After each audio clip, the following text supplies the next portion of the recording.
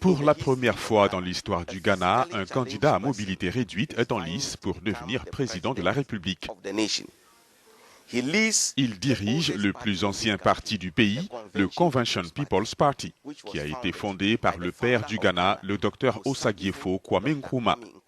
Nous sommes dans la résidence de Ivor Kobina Green Street pour en savoir plus sur la raison pour laquelle il a l'intention de devenir président du Ghana en dépit des défis qu'il a en tant que personne. Ivor Kobina Green Street est avocat et éditeur qui est maintenant confiné dans un fauteuil roulant suite à un accident de voiture en 1997.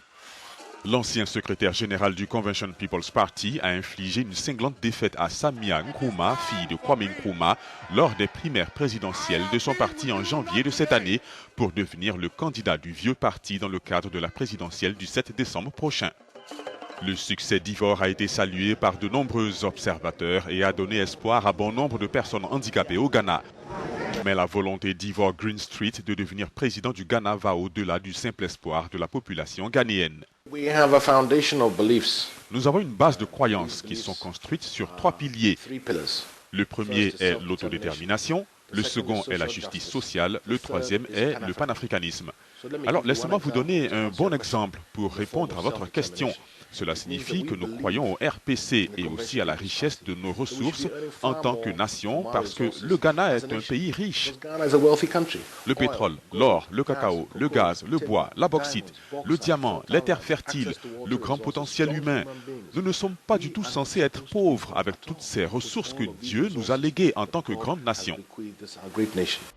La réduction des recettes pétrolières du Ghana est une question d'actualité qui meuble la campagne. Ivor Green Street propose une méthode qui, selon lui, permettra aux Ghanéens de bénéficier de leurs nombreuses ressources naturelles. Nous allons abroger cette loi ou la modifier et mettre en place un système beaucoup plus progressif que l'on appelle la formule de partage de la production. Un système que l'on retrouve au Nigeria, en Libye, en Angola, en Côte d'Ivoire et auquel d'autres pays africains progressistes ont eu recours. C'est comme quelqu'un qui possède un morceau de terre et qui décide de laisser quelqu'un d'autre faire pousser du maïs sur cette terre. Les deux partagent la production de ce maïs. Donc, ce que nous aurions obtenu si nous avions utilisé ce système appelé la formule de partage de la production est beaucoup plus de revenus pour cette grande nation. Ivor, qui a une vieille expérience de la vie politique du Ghana, fera face à une rude concurrence, celle du président sortant John Mahama et aussi du chef de l'opposition Nana Akufo-Addo. Il est cependant optimiste quant à ses chances de l'emporter.